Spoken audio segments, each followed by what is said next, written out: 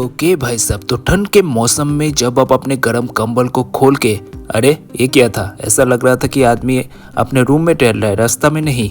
बहुत ही बढ़िया, ये लोग को देख के मेरा दिल गार्डन गार्डन हो जाता है। तो मैं कहा था, हाँ, ठंड के मौसम में जब आप अपने गर्म कंबल को खोल के बिस्तर से बाहर निकलते हो और देखते हो बाहर धूप खिल के निकला है, तो फिर भैया घर में बैठ के अपना टाइम वेस्ट मत करो और बाहर निकल जाओ घूमने, जैसे मैं निकल चुका हूँ। अगर आप फैमिली के साथ जाना चाहते हो तो फैमिली के साथ निकलो, और अगर आप सिंगल सोलो जाना चाहते हो तो फिर और भी बढ़िया है, निकल जाओ, बस कौन रोका है। तो शिवोक क्रॉस करके मैं सिक्किम का रोड पकड़ के जा रहा हूँ लामाहाटा की ओर, और बीच में मैं इस जगह पे देखने के लिए रुक गया कि नदी में कितना पानी है। वैसे बता दूं, ये जगह है काली झोड़ा पावर स्टेशन। हाँ, वही पावर स्टेशन जहाँ पे बिजली तैयार होती है, वही बिजली जिसके वजह से आपके घर में रोशनी जलती है, टीवी चलती है और मोबाइल वगैरह भी चार्ज होता है। तो बहुत ही सुंदर नज़ारा देखते देखते मैं आगे बढ़ रहा हूँ, क्योंकि भैया आगे बढ़ने का नाम ही तो जिंदगी है। और जाते जाते फिर से मैं रुक गया, नहीं सुसु नहीं लगी है, बस नज़ारा देखने के लिए रुक गया। बहुत ही सुंदर नज़ारा है और आप लोगों को दिखाने के लिए भी रुक गया। पर अचानक मेरा नज़र गया कि यहाँ पे थोड़ी बहुत ब्रेड बिखरा हुआ पड़ा हुआ है।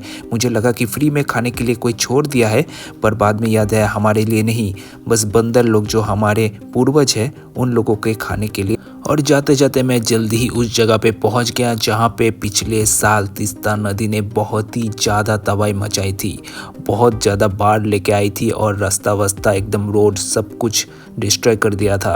और फिर आगे बढ़ते हुए मैंने एक लोहे से बना हुआ पुल को देखा, जो शायद बहुत ही पुराना है और अभी भी टिका हुआ है। तो यही है टिकाऊ वाला लोहे का पुल। धूल मिट्टी से भरा हुआ रास्ते से चलते चलते मेरा तो मुंह में भी धूल आ चुका था। और फिर मैं और एक ब्रिज के ऊपर से चलने लगा, जो सच में बहुत ही ज्यादा कमजोर था, क्योंकि मेरा बाइक से चलने के वजह से भी ये आवाज कर रहा था। और अगर आपके गाड़ी के नीचे ब्रिज ऐसे आवाज करे तो फिर भैया डर तो लगता है। पर भगवान भोलेनाथ के आशीर्वाद से मैं क्रॉस हो गया ब्रिज और चलने लगा एक घुमाऊ रास्ता की ओर, जो घूम ही रहा था।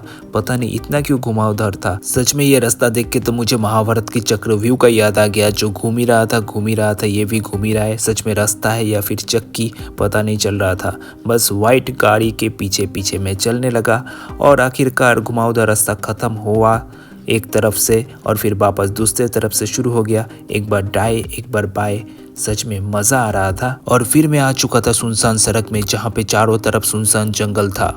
मैं सुन के रखा था यहाँ पे तेंदुआ मतलब लेपर्ड दिख सकता है, और मैं अपने लक को उतना जगाना नहीं चाहता था। मैं नहीं चाहता कि आज कोई लेपर्ड मुझे देखे। फिर अचानक मुझे एक बाइक वाला दिखा और मुझे लगा कि नहीं, इतना भी सुनसान नहीं है जितना मैं सोच रहा हूँ, पर सुनसान है। तो बहुत सारी धूल मिट्टी खाने के बाद, कमजोर ब्रिज के ऊपर से चलने के बाद, बहुत टाइम तक सुनसान फॉरेस्ट के अंदर से चलने के बाद आखिरकार मैं पहुंच चुका था एक ऐसे सुंदर जगह में, जो जगह सच में बहुत ही ज़्यादा सुंदर है। और ये जगह देख के मुझे ऐसा लग रहा है कि भैया नेचर को अगर अच्छे से रखा जाए तो फिर वो जन्नत बना देता है पूरे धरती को। दूर में मुझे थोड़ा बहुत पहाड़ में बसे हुए गाँव दिख रहा था और बहुत ही सुंदर लग रहा था। उसके बाद जाते जाते मैं अचानक नीचे रुक के देखने लगा कि नीचे एक छोटा सा पार्क जैसा है, जहाँ पे आप कैंपेनिंग कर सकते हैं। तो मान लीजिए अगर आपको अपना घर बोरिंग लगता है, घर में सोना बोरिंग लगता है, तो फिर आप यहाँ पे आके कैंपेनिंग में रात में रुक सकते हैं, यहाँ पे सोइए, उसके बाद घर जाइए, घर आपको बोरिंग नहीं लगेगा।